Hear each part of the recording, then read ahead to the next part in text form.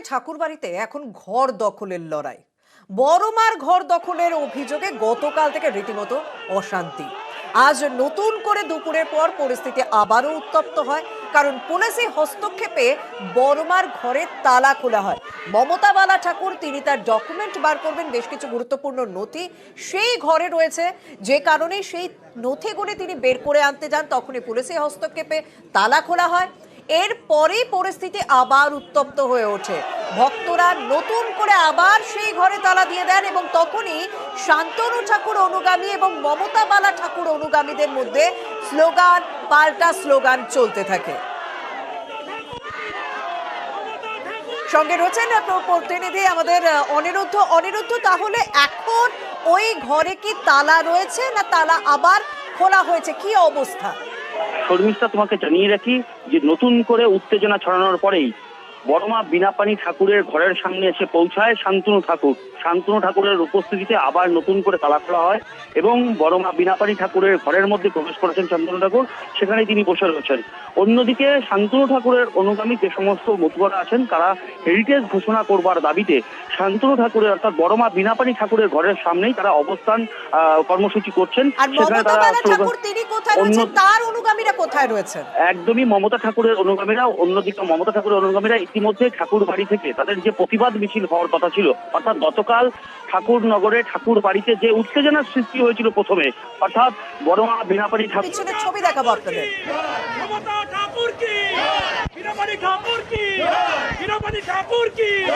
জয় হরিবল, জয় হরিবল, জয় হরিবল।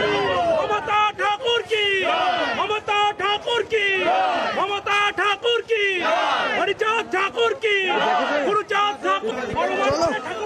Slogan পাল্টা স্লোগানের ছবি আমরা কিছুক্ষণ আগে দেখি। তারপর মমতা বালা ঠাকুর তার নেতৃত্বে তার অনুগামীরা রীতিমতো ঠাকুর বাড়ির সামনে দিয়ে মিছিল করে যাচ্ছেন, সেই ছবি আমরা দেখতে পাচ্ছি। ঠাকুর বাড়ির সামনে দিয়ে মিছিল করে যাচ্ছেন মমতা বালা ঠাকুর তার অনুগামীরা। ঠাকুর কি, জয় হরিবল, জয় হরিবল, জয় হরিবল। আমাদের প্রতিনিধি অনিরুদ্ধ সঙ্গে রয়েছেন। অনিরুদ্ধ, তাহলে তোমার কাছ থেকে যে তথ্য পেলাম যে এখনো পর্যন্ত শান্তনু ঠাকুর ওই বড়মার ঘরে তালা খুলে তিনি সেখানেই বসে আছেন। তো কাল তো শান্তনু ঠাকুর বলেছিলেন যে এই ঘর এবার পরিচালনা করবেন ভক্তরা, তাহলে নতুন করে ঘর খুলে শান্তনু ঠাকুর সেখানে বসে রয়েছে, সেক্ষেত্রে অন্যরকম একটা বার্তা যাচ্ছে না? একদমই। দেখো শর্মিষ্ঠা, তোমাকে জানিয়ে দেখি গতকাল শান্তনু ঠাকুর কিন্তু জানিয়েছিলেন যে এই ঘরকে হেরিটেজ ঘোষণা করবার দাবি তুলেছিলেন, অর্থাৎ ভক্তরা দাবি তুলেছিলেন এই ঘরকে হেরিটেজ করতে হবে। যতক্ষণ না পর্যন্ত হেরিটেজ ঘোষণা করা হচ্ছে ততক্ষণ দুই পরিবারের কোনো সদস্যই প্রবেশ করতে পারবে না, তেমন দাবি তুলেছিলেন ভক্তরা। ভক্তদের দাবিকে মান্যতা দিয়েছিলেন শান্তনু ঠাকুর এবং তিনিও জানিয়েছিলেন যে এই ঘরকে হেরিটেজ ঘোষণা করা হোক। যদিও এই হেরিটেজ ঘোষণা করবার দাবিকে কোনো রকম মানেননি মমতা ঠাকুর, তিনি কিন্তু নস্যাৎ করেছেন তার দাবিকে, অর্থাৎ শান্তনু ঠাকুরের দাবিকে নস্যাৎ করেছেন। তিনি বলেছেন যে এই হেরিটেজ ঘোষণা করার দাবি পরের কথা, আগে কেন বড়মা বিনাপানি ঠাকুরের ঘরের তালা ভাঙা হলো তার বিচার চাই মতুয়াদের কাছে, তেমন দাবি করেছিলেন মমতা ঠাকুর। এবং তারপরেই আজ যখন এই মমতা ঠাকুরের অনুগামীরা এবং শান্তনু ঠাকুরের অনুগামীরা স্লোগান পাল্টা স্লোগানে উত্তপ্ত হতে থাকে, তারপরেই ঘটনাস্থলে পৌঁছায় শান্তনু ঠাকুর এবং শান্তনু ঠাকুর পৌঁছে নতুন করে তালা খুলে সেই ঘরের মধ্যেই বসে রয়েছেন। এবং শান্তনু ঠাকুরের অনুগামী যে সমস্ত মতুয়ারা আছেন তারা যে দাবি তুলেছিলেন, অর্থাৎ গতকাল থেকে যে দাবি উঠেছিল হেরিটেজ ঘোষণা করতে হবে, সেই হেরিটেজ ঘোষণা করতে হবে সেই দাবি তুলে বিনাপানি ঠাকুরের ঘরের সামনে অবস্থান বিক্ষোভ। এই যে ভোটের আগে শান্তনু ঠাকুর অনুগামী বনাম মমতা বালা অনুগামী, মানে এই দুই ভাগ হয়ে যাওয়া মতুয়া ঘরের মধ্যে, মানে ঠাকুর বাড়ির মধ্যে এই দুই ভাগ হয়ে যাওয়া, সেটা অনেকদিন ধরে মানুষ দেখে আসছে। কিন্তু ভোটের মুখে এই বড়মার ঘর দখলকে ঘিরে দুপক্ষের অশান্তি, সেটা কি অন্যরকম একটা বার্তা দেবে না মতুয়া সংগঠনের মধ্যে? ইতিমধ্যেই মতুয়া সমাজের অনেক মতুয়ারাই কিন্তু দাবি করছেন যে ঠাকুর বাড়ির মধ্যে যে দুই পরিবারের দ্বন্দ্ব, সেই দুই পরিবারের মধ্যে দ্বন্দ্বে অস্বস্তিতে পড়েছে মতুয়ারা, এমন কিন্তু অনেক মতুয়ারাই জানিয়েছেন। উল্টো দিকে আরেকটি তথ্য তুলে ধরি, সেটা হচ্ছে এই যে মতুয়া সংগঠনের মধ্যে দীর্ঘদিন ধরে যে তাল বাহানা চলছে, অর্থাৎ এই মতুয়া অল ইন্ডিয়া মতুয়া মহাসংঘ কার তা নিয়ে ইতিমধ্যেই কোর্টে পৌঁছেছে, হাইকোর্টে তাদের মামলা চলছে। অন্যদিকে এই যে মতুয়া মেলা তা নিয়েও কিন্তু একটা জটিলতা তৈরি হয়েছিল। ছিল। বলা যেতে পারে সব মিলিয়ে অস্বস্তিতে মতুয়ারা, একদম দুই পরিবারের অস্বস্তিতে দ্বন্দ্ব নিয়ে। মতুয়ারা, অস্বস্তিতে মতুয়া সমাজ, কারণ বড়মার ঘর দখল ঘিরে রীতিমতো দুপক্ষের ঝামেলা নজরে আছে, যে কারণে অশান্তি, উত্তপ্ত হয়ে উঠছে পরিস্থিতি। গতকাল রাত থেকে পরিস্থিতি উত্তপ্ত। গতকাল শান্তনু ঠাকুর কি বলেছিলেন এবং মমতা বালা ঠাকুর কি বলেছিলেন শুনবো।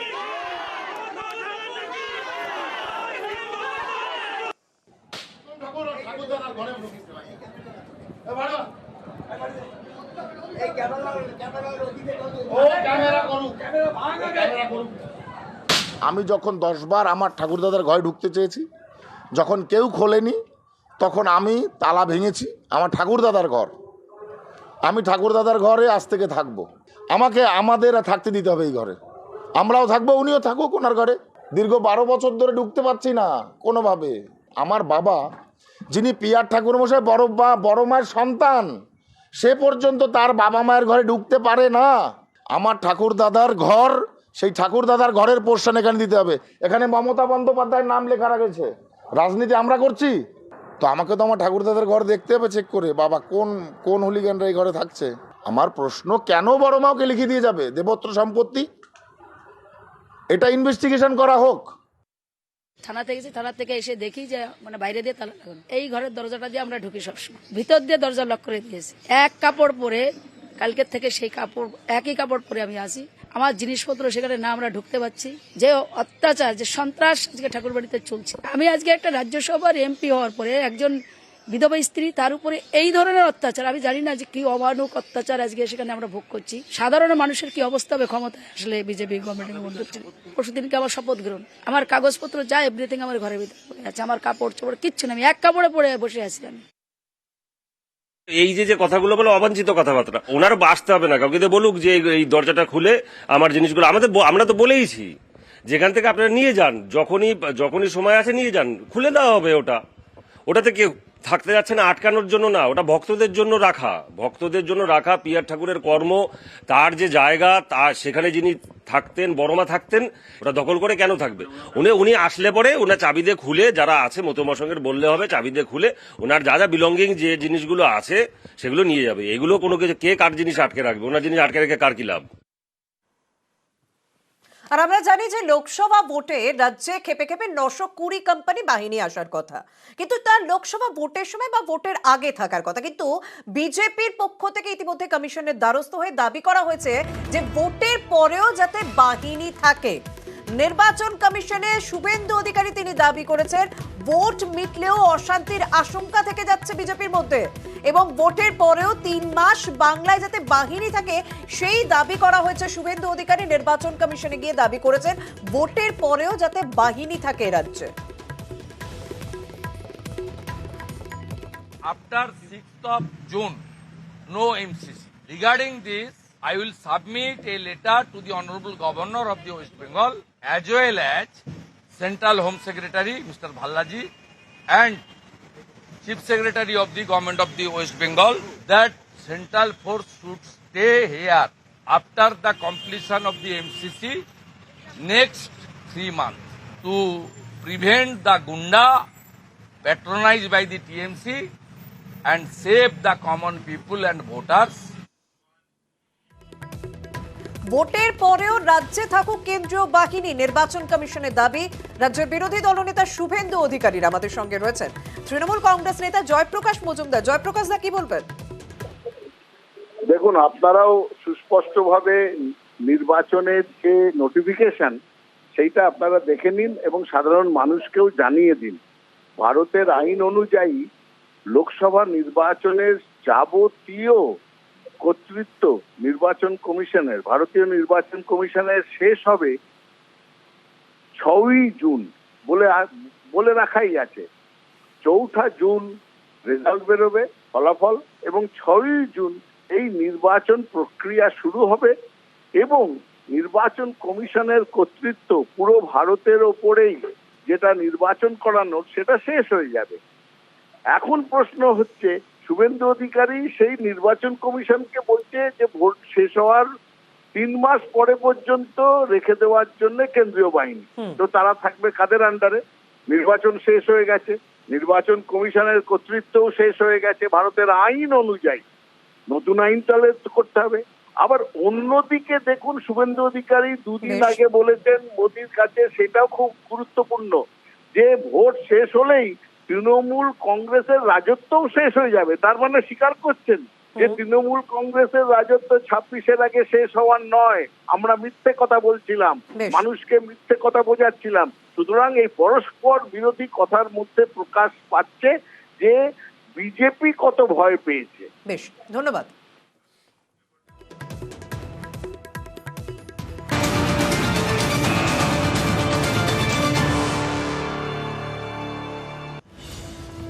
ভোটের মুখে হাইকোর্টে আরাবুল ইসলামের নিশানায় শওকত মোল্লা। আমরা জানি যে আরাবুল ইসলাম তিনি হেফাজতে রয়েছেন, কিন্তু সেখানে কোথাও তিনি শওকত মোল্লা অর্থাৎ তারই দলের নেতা শওকত মোল্লাকে নিশানা করছেন আরাবুল ইসলাম। আমাদের সঙ্গে রয়েছেন প্রতিনিধি অর্ণব।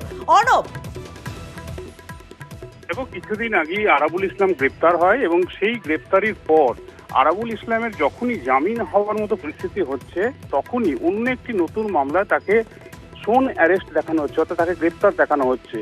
কার্যত এর জন্য তার জেলবন্দি দশা কাটছে না এই লোকসভা ভোটের আগে। তাই তড়িঘড়ি গত সপ্তাহটি আরাবুল ইসলাম কলকাতা হাইকোর্টের দ্বারস্থ হয়ে জানায় যে তার বিরুদ্ধে কতগুলি অজানা এফআইআর রয়েছে, তার হিসেব দিক রাজ্য পুলিশের ডিজিপি বা এই সংক্রান্ত পুলিশ আধিকারিকরা তার জেলার দক্ষিণ চব্বিশ পরগনার। এবং সেই মামলার একজন শুনানি হয় বিচারপতি জয় সেনগুপ্তের বেঞ্চে। আরাবুল ইসলামের আইনজীবী তিনি অভিযোগ করেন তার বিরুদ্ধে এত যে অজানা এফআইআর যেগুলি বেরিয়ে আসছে, এর পুরো নেপথ্যের আসল কারিগর শওকত মোল্লা। তিনি দক্ষিণ চব্বিশ পরগনার বিধায়ক বটে। অর্থাৎ শওকত মোল্লাই চাইছে না আরাবুল ইসলাম কোনোভাবে জেলের বাইরে এসে রাজনীতিতে যোগদান করুন।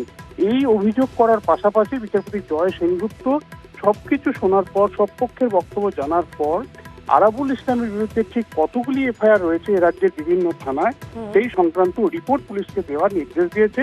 16ই এপ্রিলের মধ্যে সেই রিপোর্ট পেশ করতে হবে, ওই দিনই মামলার পরবর্তী শুনানি। ধন্যবাদ।